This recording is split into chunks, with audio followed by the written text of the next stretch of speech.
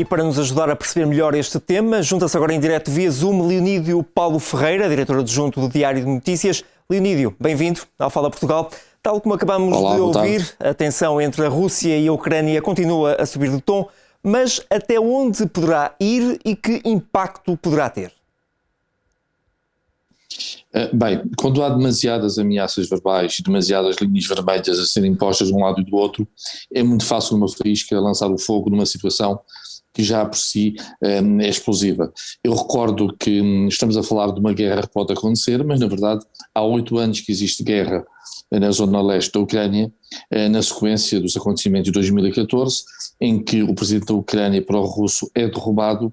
A Rússia promove um referendo de independência na Crimeia e anexa à Crimeia e, simultaneamente, no leste da Ucrânia surge uma revolta da população russófona.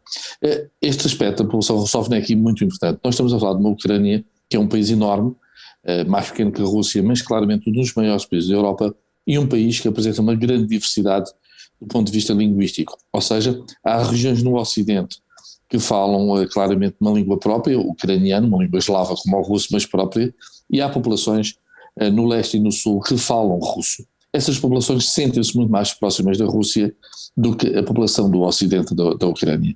E neste momento aquilo que acontece é que o governo da Ucrânia, o governo de Kiev, claramente tomou uma atitude de aproximação com o Ocidente. É uma atitude que é popular para uma grande parte da população, mas cria resistências da outra parte da população.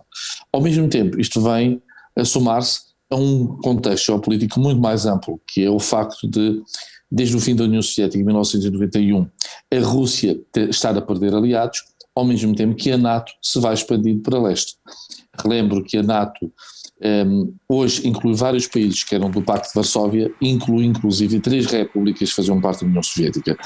A Rússia diz que este alargamento tem que terminar e, portanto, que a Ucrânia não tem qualquer possibilidade, independentemente de ser a sua vontade, de integrar a NATO um dia. A NATO não aceita esta imposição russa e diz que se a Ucrânia assim o quiser e se a NATO assim o quiser, essa ação pode entrar. E, portanto, o que nós temos aqui é 2 conflitos somados. Um conflito intra-ucraniano em que a Rússia toma parte e um conflito mais vasto entre a NATO e a Rússia em que a Ucrânia é, neste momento, o ponto central. E estas sanções poderão ser suficientes para travar Vladimir Putin, na sua opinião?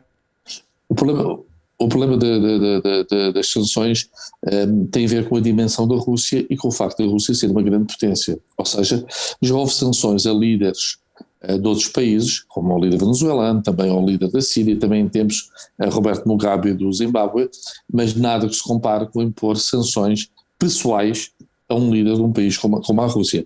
Só para lhe dar uma ideia, o sistema todo das Nações Unidas, em que a Rússia é um dos países membro permanente do Conselho de Segurança e com direito de veto sobre decisões da ONU, estaria todo posto em causa, ou seja, é aqui um passo que nunca foi dado para um líder de um país desta dimensão e, portanto, estamos a entrar em terreno desconhecido. Há outro tipo de sanções intermédias, por exemplo, há uma sanção muito grave também que tem sido ameaçada, que é excluir a Rússia das transações financeiras internacionais, ou seja, o sistema de transferência de dinheiros a nível mundial que permite a todos os bancos do mundo transferirem verbas de uns para os outros, portanto exportação de petróleo, compra de alimentos, etc., a Rússia ficaria excluída e ficaria numa situação, por exemplo, muito próxima do Irão, que tem grandes dificuldades por causa das sanções de funcionar nesse sistema financeiro internacional.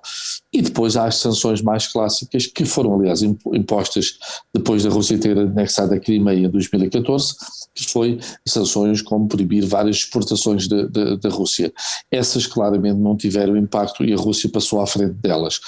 As financeiras podem ser muito duras para a Rússia e colocar a Rússia numa situação muito difícil. O que é que pode implicar, as sanções pessoais ao presidente Putin pode implicar claramente um empobrecimento da Rússia, porque a Rússia passaria a estar fora deste sistema financeiro, ou seja, qualquer empresa que quisesse negociar com a Rússia tem os problemas que têm hoje com o Irão, pode não receber os pagamentos, ou seja, as transferências em dólares ou em euros, portanto a moeda forte internacional, deixariam de ser fáceis, seria necessário encontrar intermediários, provavelmente na China ou outro sistema, ou seja, algo que desincentivaria claramente empresas de trabalharem com a Rússia. Mas de qualquer forma é uma sanção muito forte, mas é uma sanção que está num patamar, na minha opinião, possível ainda.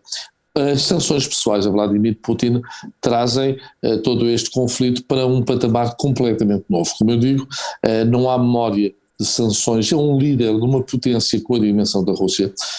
A Rússia hoje não é aquilo que era a União Soviética, é evidente, mas a Rússia é o maior país do mundo, é a 12ª economia mundial, é também um grande exportador de armas. É um país que, por exemplo, é o único que a nível nuclear consegue competir com os Estados Unidos, é um dos poucos países no mundo que consegue colocar astronautas no espaço. Portanto, estamos a falar de um país que é uma potência de uma dimensão praticamente incontornável e, portanto, sanções pessoais a um líder como Vladimir Putin faz a comunidade internacional entrar num terreno desconhecido, no mínimo, um terreno de novas hostilidades e que poria em causa, nomeadamente, todo o funcionamento das Nações Unidas. Leonídio, muito obrigado e até uma próxima oportunidade aqui na Record TV. Obrigado e boa noite.